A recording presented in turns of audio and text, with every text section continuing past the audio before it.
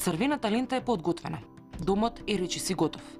Без големи помпи, младиот брачен пар Младиновски го привршува неголемиот проект што досега го започнал. Гради дом за своето семејство. Александар вели дека не е лесно да се гради куќа, но сака на својата ќеркичка да ја создаде убав дом со кој таа ќе се гордее. Речиси една година, семејството Младиновски го планира и вложува секој денар што го заработува во својата куќа. Практичен и рационално искористен простор, зашто е можно помалку пари е се што им е потребно. Цел за која што Александар вели дека е остварлива ако добро се спланираат парите однапред. Треба добар проект да се направи и да се побара стручно мислење од луѓе што ја работат таа дејност, зашто јас како поединец не ја работам таа дејност и многу работи не знам. И затоа да не дојдам до оној момент дека им излегуваат непредвидени трошоци, морав да се консултирам со такви луѓе и сите тие стапки ми беа објаснати и трошоците едноставно ги знаев унапред, за да не дојдам утре до некој фази кај што не можам да ги реализирам.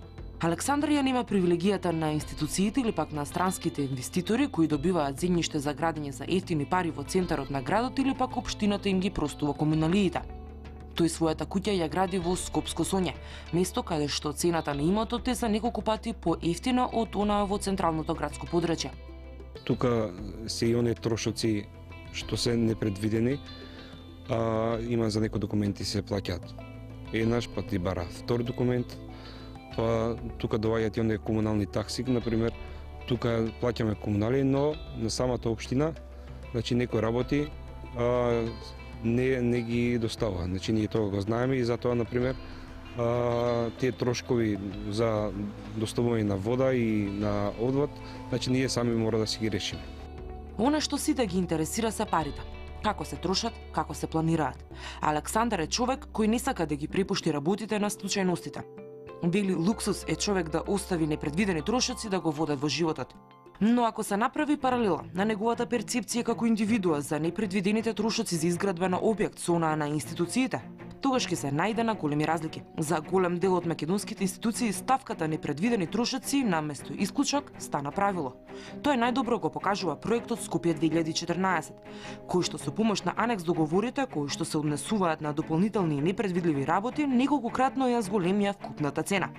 Според податоците кои се достапни на Бирото за јавни набавки, може да се забележи дека речиси сите основни договори за проектот се проширени и надградени со анекс договори. Најчесто оправданоста за непредвидени дополнителни работи е дека тие не можеле да се опфатат со основниот договор, а за тие за кои што е наведено објаснување станува збор за промена на материјал затоа што претходно набавениот не исполнил критериуми, потоа за браварско-заречиски дејности, изведба на канализација или преместување на веќе постоечка, електрична инсталација, осветлување и мебел. Нешто за кој Александар однапред размислувал и ги извел во основниот договор со изведувачот. Кога се изгради крабината, тогаш мора да се планираат и оние ствари што се внатре, например, вода, одвод и струја. Значи тие се првенствено три работи што треба да се завршат, потоа доаѓа и парно грејење или други грејни тела што треба да се додадат и климатизација. Кои ќе се завршат тие делови, тогаш поштуваме со оние финиш работи што натаму следуваат во самата изградба. Проектот Скопје 2014 сега брои на 30 скулптури во радиус од 1,5 километар од централниот споменик Воин на конј, кој е висок 22 метри.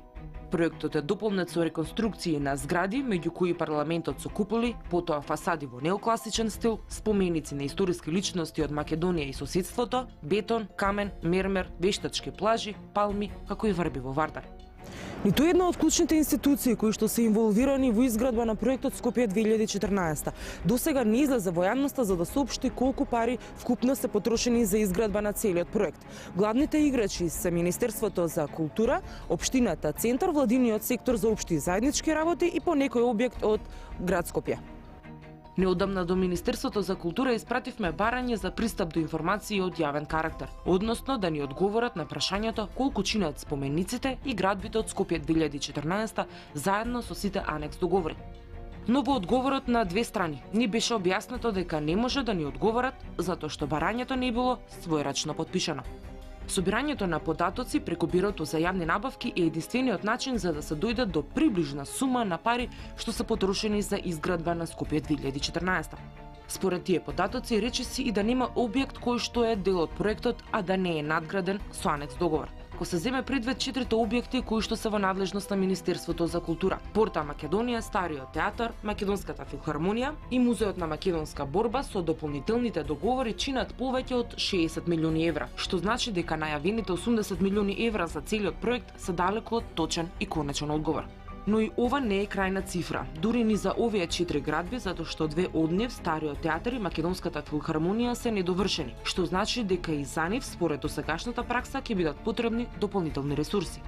Според првичниот договор, изградбата на музејскиот комплекс требаше да биде клучна рака, што подразбира целосна изградба на објектот, која ќе чини 4,5 милиони евра.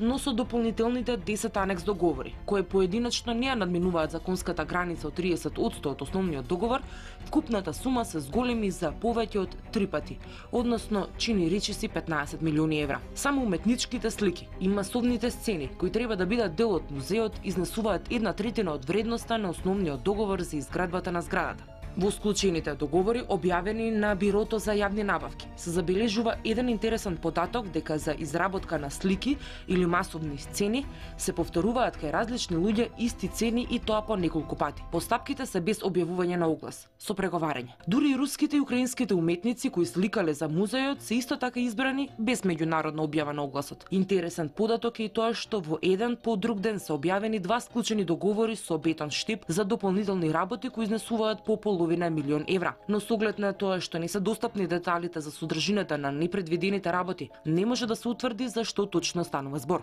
Основните договори за Стариот театар и за музејскиот комплекс, иако се потпишани во 2007 и 2008 година, тие до денеска не се објавени, со што се отежнуваат пресметките за нивната конечна вредност. Министерката Елизабета Канчевска-Милевска во интервју за Радио Слободна Европа изјави дека не може да ја каже конечната сума за објектите кои што не се готови.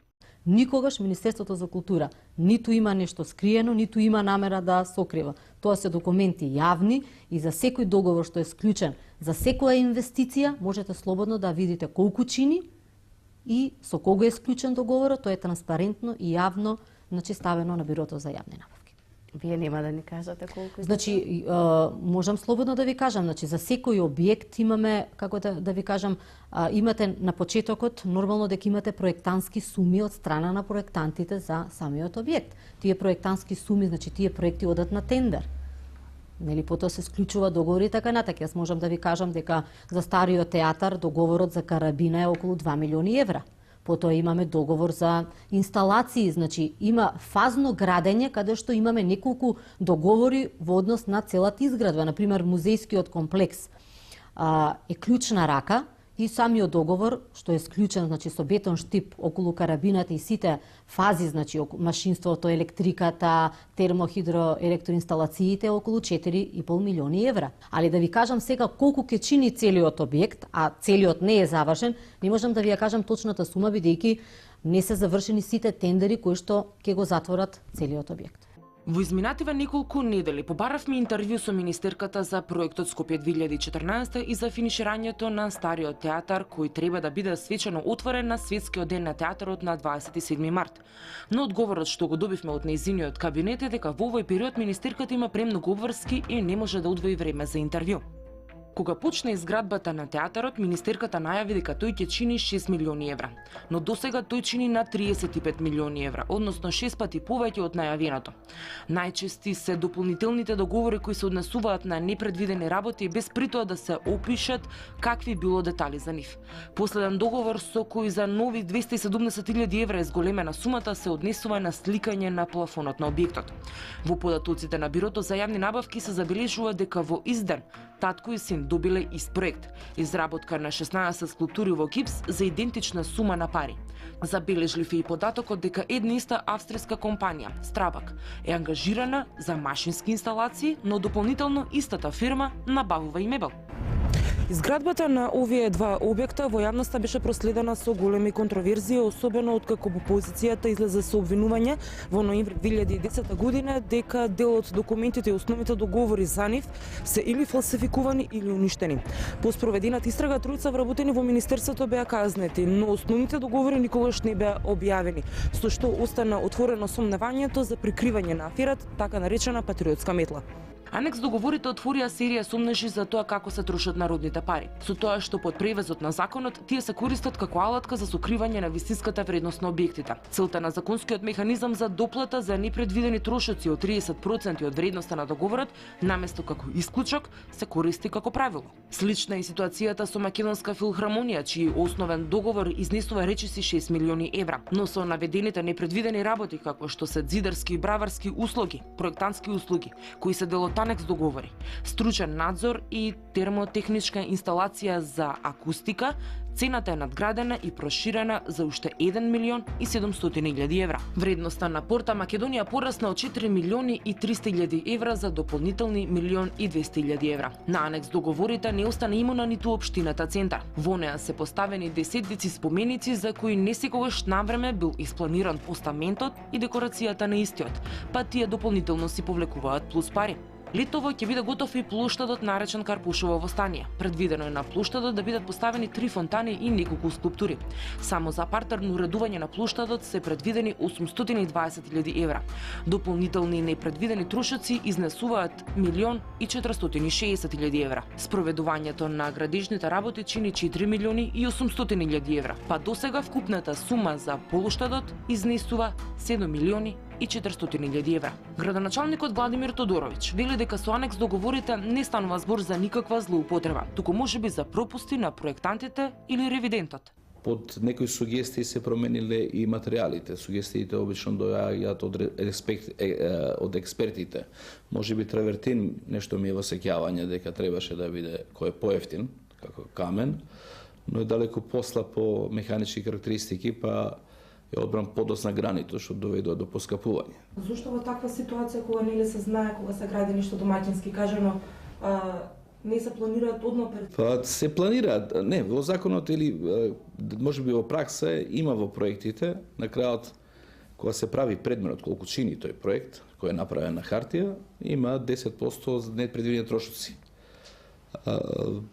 Тоа се очекува дека е логично и разумно, но се менуваат работите во тек на градба. Да станува збор за многу повеќе од 10%? Не, сигурно дека е. Милиони за секој. Сигурно, но не се злоупотребени. Значи, видите, нешто што сакале да се промени заради квалитетот, дизајнот,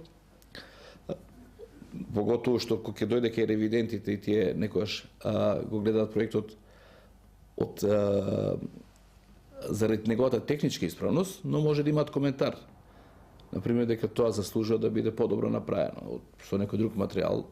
Тогаш се контактира и архитектот, па многу работи се брзаат, што е точно да ги направиме побрзо, и тоа може да биде како фактор за непрецизност. Во последниве 4 години планот за Скопје 2014 се смени најмалку 5 пати, но беа додавани нови споменици и градби. Тодоровиќ вели дека се она што било предвидено како спомен одбележје е речиси завршено. Треба да се постават само уште 6 споменици. Тој додава дека проектот е непотребно многу критикуван. Тоа е нешто многу значајно и многу вредно. Не само за Скопје, но за целата држава.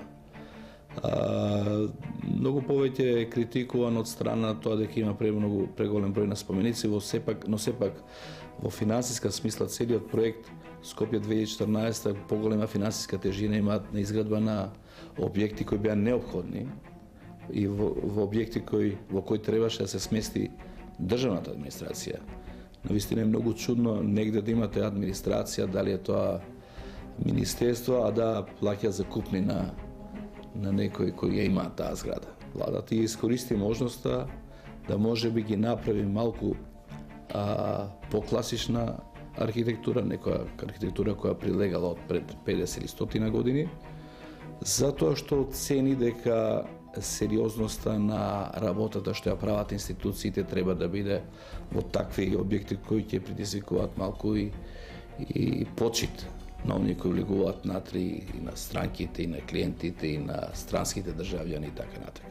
Според податоците достапни на Бирото за јавни набавки, цената на спомениците и пиедесталите изнесува околу 33 милиони евра. Законот дозволува да се склучуваат анекс договори во висина од 30% од основниот договор за предвидениот објект. Проектот Скопје 2014 се најде во извештајот на Европската комисија за 2011 година. Таму беше наведено дека некои од договорите за работа се изменети во однос на критериумите со зголемување на договорените суми и зголемување на обемот на работи. Во извештајот е наведено дека антикорупцијската комисија потврдила дека државните фондови честопати се злоупотребуваат за јавни кампањи и потрошниот материјал бил испорачуван додека соодветниот тендер се уште бил во тек. Сабина Факич од Центарот за граѓански комуникации, организација која се занимава со мониторирање на јавните набавки, вели дека поради шпекулациите кои постојат во јавноста за злоупотреби, неопходно е да се изврши ревизија на проектот, но не само за спроведување на овие договори, туку и за останатите процедури според Законот за јавни набавки. За да се види дали навистина биле испечитувани не само овие принципи за кои говориме и онаа законска обврска за зголемување на вредноста на основниот договор само до 30%, туку и сите оние други правила и процедури кои ги заговара Законот за јавни набавки, бидејќи за да се направи една навистина обстежна и темелна анализа за начинот на кој се спроведени сите тие тендери, ингеренции за такво нешто, за да навлезе и направи една професионална проценка, не само ингеренции, туку велам и кадровски капацитети има Државниот завод за ревизија, а во исто време тоа е надлежна институција која е повикана такво нешто да направи. Практика е едни исти фирми да добиваат договори и да бидат изведувачи на проектот Скопје 2014. Тој проблем се ова низ сите сегменти и ние постојано укажуваме на тоа, додава таа. Институциите поставуваат премногу високи критериуми на квалификација, бараат преголемо искуство на фирмите за да можат да аплицираат на тендерите, па дури во дадени случаи и им бараат претходно искуство конкретно со државни институции. На тој начин всушност теренот и можноста за учество на што е можно повеќе актери од бизнес сцената се разбира дека се намалува и на тој начин се стеснува просторот и велиме дека тендерите ги добива одредена мала група на фирми. Честопат имаме ситуација кога сите занечиски работи, скулптури, елементи од бакар, дрво да се прават со анекс договори како да не знаеле претходно дека тоа треба да го има, објаснува Сладјана Тасева од Transparency International Македонија. Она што кај нас се случува, например, со портата или со театарот, е како кога правите куќа, а да не сте предвиделе дека на куќата треба да има и прозорци и врати, и како да не сте предвиделе дека во куќата треба да има осветлување или некаков под. И ние имаме ситуација да сето тоа што се занечиски работи, скулптури, не знам, елементи од бакар, од дрво, сето тоа се прави како анекс на договорот, како да не се знаело претходно дека тоа треба да го има. И затоа велам, се остава простор за многу незаконитости и многу неправилности, и бидејќи овој исклучок што го дава законот веќе стана правило, мислам дека тоа намерно се прави и дека на тој начин се злоупотребуваат јавните средства и на тој начин се минимизира постапката за тендери и јавни набавки, а со тоа и самиот закон. Според неа не дека не се разбира законот, туку погрешно се толкува и пременува одредбата која се однесува на дополнителните трошоци. Непредвидено е нешто што ни на сон не може да ви текне дека ќе се случи, вели Тасева. Кога се планирал тој објект, не можело да се замисли дека не знам што ќе се случи, ќе дојде Вардар па ќе влезе до половина во театарот и ние мораме да градиме подпорен зид на Вардар. Тоа е непредвидена состојба. Тој објект некогаш имало таму скулптури. Тие скулптури и денеска ги гледаме на проекцијата, кога се врти проекцијата на Скопје 2014. Значи, тоа не значи дека некој непредвидено наеднаш се сетил дека тука морало да има, знаеле дека мора да има, намерно не се ставени во тендерот во првиот пат, за да може постојано да се оди со дополнителни. А што се прави на овој начин? Се исклучуваат другите учесници на тендерот, некој можеби ќе дал многу подобра понуда и поквалитетна и поевтина, ама очигледно дека однапред се знаело со кого треба да се склучат овие тендери и се во ова е типична злоупотреба на јавните средства преку постапките за јавни набавки. И за ова треба сериозно да подразмислат и да се ангажираат, да се вклучат институциите за спроведување на законот, вклучително или првенствено јавниот обвинител. Една од интересните забелешки за дополнителни и непредвидени работи е извидбата на управната зграда на јавното предпријатие Водовод и канализација, каде што во основниот договор кој што е склучен со австриската фирма Алпине не е предвидено изградба на градежна јама. Причината зошто тоа е така, во тендерот е наведено дека тоа било обврска на град Скопје, но затоа што таквите земјени работи не можеле да бидат одвоени од основниот договор. Тогаш е склучен нов дополнителен кој што представува дополнително нови 200.000 евра на основните 10 милиони евра.